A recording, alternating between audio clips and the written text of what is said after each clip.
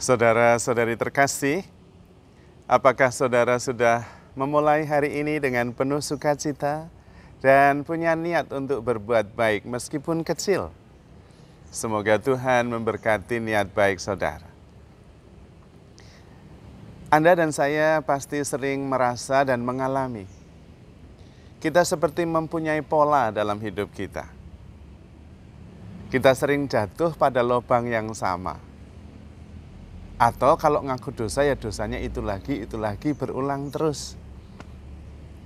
Ketika saya merenungkannya, ternyata kita memang hidup ini pertama-tama untuk belajar sesuatu.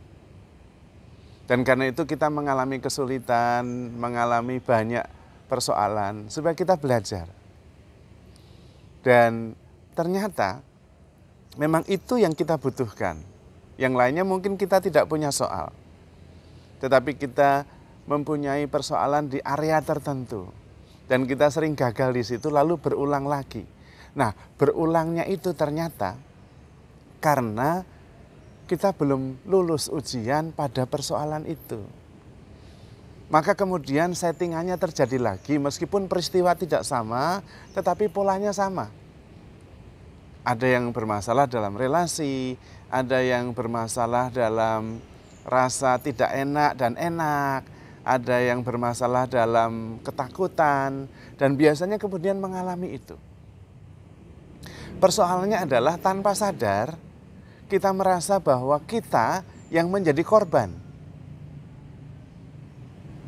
Kalau ada orang yang mengalami penolakan sejak kecil misalnya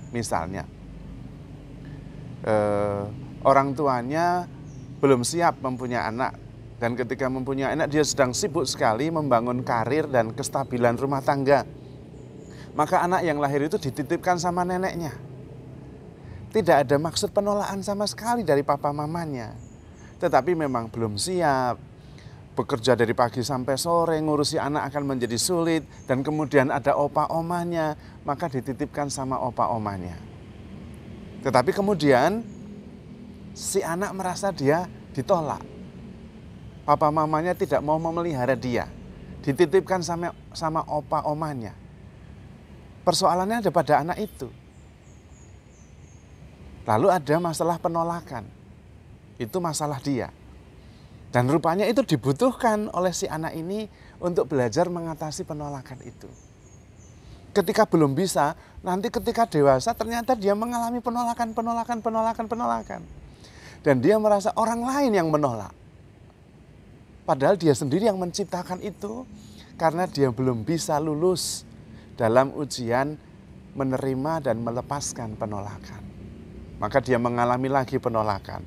Entah dari pacarnya, entah dari suaminya, entah dari istrinya, entah dari anaknya. Lalu dia merasa mengalami terus penolakan itu. Penolakan demi penolakan. Dan kemudian dia tetap malah justru makin luka batin di situ. Tapi ketika sadar bahwa oh ini problem saya, rupanya saya di dunia ini mau belajar tentang melepaskan penolakan. Jadi dia harus belajar menerima penolakan-penolakan itu dan melepaskan. Begitu dia selesai dengan persoalan itu, maka dia kemudian sudah let it go penolakan dan dia bertumbuh. Secara psikologis, secara rohani. Tetapi masih ada pelajaran yang lain. Karena memang hidup kita di dunia ini untuk belajar. Belajar bertumbuh sedikit demi sedikit. Dan pertumbuhan itu dengan cara mengatasi persoalan yang memang dia harus belajar. Sampai lulus, naik kelas. Nanti mengalami persoalan lagi dan itu dibutuhkan untuk dia untuk naik tingkat. Sampai lulus, kalau tidak dia muyak di situ terus. Tujuannya adalah kita makin hari makin sempurna. Menjadi pribadi yang penuh kasih, keikhlasan, pengampunan, pengertian, sukacita, syukur. Bahkan kemudian merasa satu dengan dunia ini, satu dengan semesta, satu dengan Tuhan. Tetapi untuk itu harus melampaui banyak hal. Dan itu jalannya, ujian dari tahap ke tahap. Maka mari kita sadari masing-masing kita sedang mengalami persoalan apa.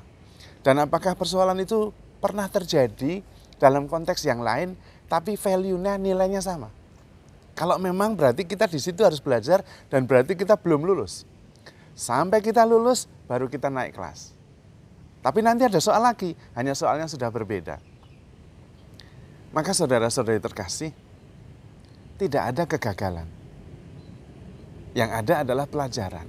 Dan memang untuk itu kita diciptakan di dunia ini. Untuk belajar setahap demi setahap mencapai kesempurnaan. Hendaklah kalian semua sempurna, seperti Bapa di surga sempurna adanya. Kita menjadi seperti Kristus. Yang paling penting kita justru tahu dan sadar, kita sedang mau belajar apa dari persoalan yang kita hadapi. Mungkin masalah penolakan, mungkin masalah keikhlasan, mungkin masalah ketaatan, mungkin masalah freedom, mungkin masalah kemurahan hati, mungkin masalah kerendahan hati, macam-macam. Nah, kita perlu menyadari yang menjadi persoalan kita sendiri. Itu unik, tidak sama dengan yang lain. Mungkin bagi orang lain nggak masalah, tapi bagi saya masalah. Dan karena itu saya mengalami itu terus. Kelihatan sekali itu kalau dalam pengakuan dosa. Anda sendiri pasti merasa, ngaku dosanya itu terus, nanti itu lagi. Memang ceritanya berbeda, tapi polanya sama. Karena itu pelajaran yang harus kita lulus. Seperti di sekolah lah. Kalau kita tidak lulus ya remedi, mengulang lagi, sampai lulus. Dalam hidup juga begitu. Persoalannya adalah tidak diberitahu dulu soalnya apa, ujiannya bagaimana dalam hidup ini. Berbeda dengan sekolah, diajari dulu baru ujian. Dalam hidup enggak, ujian dulu, baru kemudian kita refleksi, oh ini yang harus saya pelajari. Karena itu yang paling penting adalah kesadaran bahwa tidak ada kegagalan. Yang ada adalah pelajaran. Setiap peristiwa adalah pelajaran supaya kita bertumbuh. Dan kalau belum bertumbuh akan terus diulang. Sampai kita bertumbuh dan terus akan bertumbuh. Yang penting adalah bahwa kita bisa. Karena ada orang-orang yang sudah sampai di sana. Berarti bisa. Bahwa saya belum, itu soal lain. Tetapi bisa iya. Supaya kita mempunyai harapan. Jangan kemudian putus asa. Dan sekali lagi tidak ada kegagalan. Hanya sebuah pelajaran supaya kita lulus, supaya kita makin terampil dan kemudian naik kelas. Menjadi pribadi yang makin utuh, penuh seperti Kristus. Yang bisa penuh kasih, penuh pengorbanan, penuh pengertian, penuh kebijaksanaan. Karena itu Yesus menjadi manusia, supaya bisa menjadi contoh. Sehingga kita tidak bisa mengatakan, wah itu Tuhan nggak tahu menahu tentang hidup kita ya bisa ngomong gitu. Tidak. Justru Allah menjadi manusia supaya mengalami pertumbuhan itu. Penolakan ketika Tuhan Yesus ditemukan di Bait Allah. Dan mengatakan kepada Maria, tidak tahukah engkau bahwa aku harus di rumah Bapakku? Loh, belajar penolakan itu. Kemudian mengusir para pedagang di Bait Allah. Tidak tahukah kamu bahwa rumah Bapakku bukan tempat untuk berjualan? Yesus juga mengalami proses belajar sebagai manusia. Dia belajar mencintai dan mencintai tanpa pamrih. Juga mengatasi ketakutan ketika di Taman Getsemani. Berdoa kepada Bapaknya, ya Bapa, kalau bisa cawan ini berlalu daripadaku. Dan Yesus terus lulus. Sejak bahkan digoda di padang gurun. Jatuhkanlah dirimu dari atas. Nanti malaikat-malaikat akan diutus untuk menantang engkau. Supaya engkau tidak terantuk pada batu. Yesus lulus. Karena itu kalau kita menghadapi persoalan dan percobaan, tidak ada kegagalan. Yang ada adalah ujian dan pelajaran. Supaya kita lulus dan terus-menerus meningkat dalam kehidupan kita. Menjadi seperti Kristus. Sempurna. Seperti Bapa di surga sempurna adanya. Kabar baiknya adalah dalam perjuangan itu kita tidak sendirian, kita ditemani oleh Tuhan. Sehingga kita bisa sadar sedikit demi sedikit, oh itu problem saya. Bukan problemnya orang lain. Yang diminta dari Tuhan adalah kita bertanggung jawab atas hidup kita sendiri, bertanggung jawab atas kebahagiaan kita sendiri, bertanggung jawab atas lulus tidaknya kita dalam ujian kehidupan ini. Supaya kita terus bertumbuh dan kemudian menjadi seperti Kristus, sempurna. Penuh kasih, penuh pengampunan, penuh pengorbanan, penuh sukacita, dan dibenarkan oleh Allah dengan dibangkitkan dan diangkat mulia ke surga. Anda dan saya mengalami perjalanan yang sama, tetapi bersama Tuhan kita pasti bisa.